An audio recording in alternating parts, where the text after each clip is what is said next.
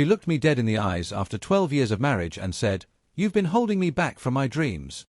My chest tightened. My throat went dry. After everything I sacrificed, that's what I was to her? Dead weight. But instead of begging her to stay, I smiled and said, "Then go chase them." She had no idea what kind of freedom she had just handed me, and no idea how much she'd regret it. If you've ever poured your heart into someone only to be betrayed, this story is for you. Hit that like button, subscribe, and stick around, because this isn't just a breakup story. This is the story of how one man turned his heartbreak into the sweetest revenge imaginable. My name is Daniel, and for 12 years, I thought I had built a life worth being proud of. I wasn't rich. I wasn't famous. But I had something I thought mattered more. I had Claire, my wife, and together, we had what I believed was a solid partnership. We met in college. She was the dreamer, the girl who wanted to paint the world in colors most people never even noticed. I was the practical one, the guy who believed that stability, hard work, and sacrifice were the foundations of a good life. She used to call me her anchor. And back then, she said it with love. She told me I made her feel safe, grounded, and cared for. So when she said she wanted to chase her dreams of becoming a professional artist, I didn't hesitate. I promised I would support her no matter what. I took on extra hours, sometimes even 2 jobs at once, so our bills were paid and she could have the time and space to create. While other couples our age were going out, traveling, and living carefree, I was clocking in late nights, saving every penny, and quietly building the foundation of what I thought would be our future. At first, she appreciated it. She would thank me after long shifts, kiss my cheek, and tell me she couldn't do it without me. Those moments made the exhaustion worth it. But slowly, things started to change. Her gratitude turned into distance. Her laughter, once filled with warmth, became sharper, colder. She started spending more time with a group of free spirits she met at galleries and art shows. They lived like bills didn't exist, like responsibility was a prison. I'd come home from work to find them in our living room, sipping wine, talking about freedom and passion, while I stood in the kitchen, invisible. And then came the night I'll never forget. Claire crossed her arms, looked me straight in the eye, and said the words that shattered me. "Daniel, you're holding me back from my dreams." It felt like the floor had collapsed beneath me. After 12 years of sacrifice, I wasn't her anchor anymore. I was her deadweight. And in that moment, I realized, my marriage wasn't just cracking. It was breaking wide open. I couldn't sleep that night. Her words kept replaying in my head like a cruel echo. "You're holding me back." It didn't matter how many times I turned over in bed, or how hard I pressed my palms against my ears, her voice was there, stabbing at my chest. The next morning, I tried to reason with her. I told her that I'd been working all these years to give us a safety net, to give her the freedom she claimed to want. But she just shook her head and gave me a look that burned straight through me. "Daniel, you don't get it," she said. "It's not just about money. It's about energy. About freedom. About being able to breathe without feeling like someone's controlling my life." Controlling? That word almost made me laugh, except it wasn't funny at all. I hadn't controlled anything. I hadn't lived for myself in over a decade. Every decision I'd made, from the jobs I worked to the vacations we never took, was for her. For us. But to her, that sacrifice was now a chain. I felt powerless. Like I had spent 12 years rowing a boat against the tide, only to find out she never even wanted to be in it. And the more I tried to talk, the more she pulled away. She stopped eating dinner with me. Stopped asking about my day. Stopped even pretending to care. Soon, her late nights working on art projects turned into disappearing until morning. When she came home, she smelled like perfume that wasn't hers, and her phone was always face down on the counter. I didn't need evidence to know. I could feel it. She wasn't just drifting away, she was already gone. The hardest part wasn't losing her. It was realizing I'd already lost myself somewhere along the way. I had become a man defined by sacrifice, by bending, by carrying weight that was never supposed to be mine alone. And now, standing in my own kitchen, staring at the woman I thought would be by my side forever, I realized she didn't see me as her partner anymore. She saw me as an obstacle. That was the moment the first spark of something new lit inside me. It wasn't anger yet. Not revenge. Just a quiet, simmering thought. If she really wanted freedom, maybe I should give it to her. The day Claire finally packed her bags, she didn't cry. She didn't hesitate. She didn't even look back at the life we had built together.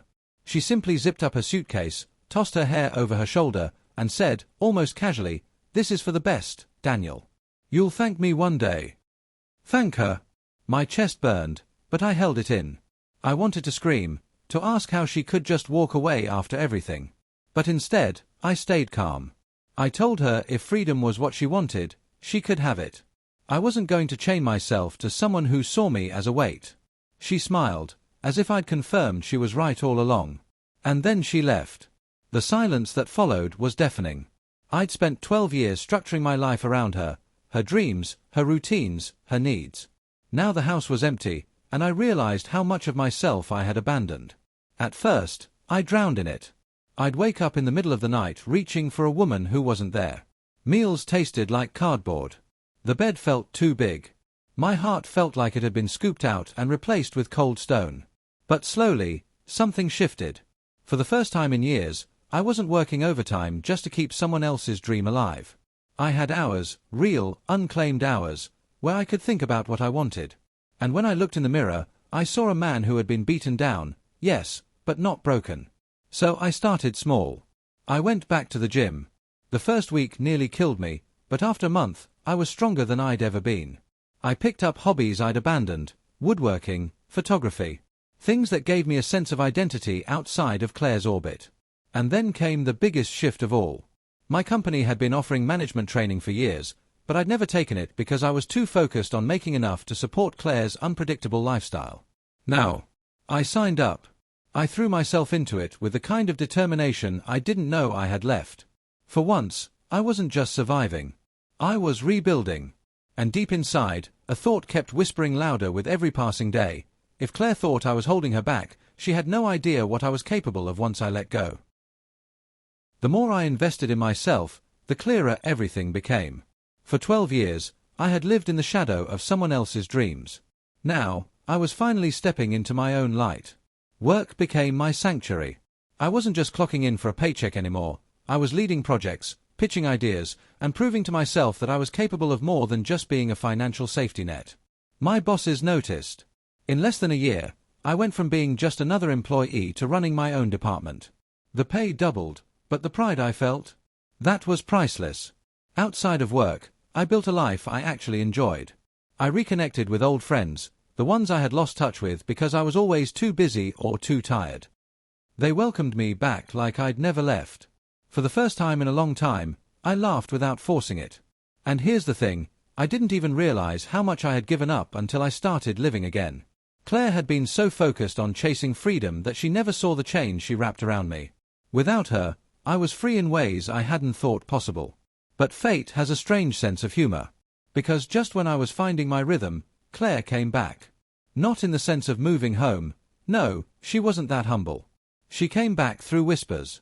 Mutual friends who had once praised her artistic spirit started telling me things I already suspected. Her art career hadn't taken off. The so-called free spirits she surrounded herself with, they had drifted away when the money dried up. And the man she had been collaborating with, yeah, he had moved on to someone younger, leaving her behind. One evening, as I was locking up after work, I saw her waiting by my car. My heart skipped, but not from love anymore. From something colder, control. "Daniel," she said softly, her voice carrying a hint of desperation I'd never heard before. "Can we talk?" I looked at her, the woman who once told me I was holding her back. She didn't look free. She looked lost. And in that moment, I realized, the tables had turned. The man she had dismissed as dead weight was standing tall, while the woman who craved freedom was now shackled by her own choices. And that was just the beginning of the revenge she never saw coming. Seeing Claire again after all that time was like watching a ghost walk out of the past.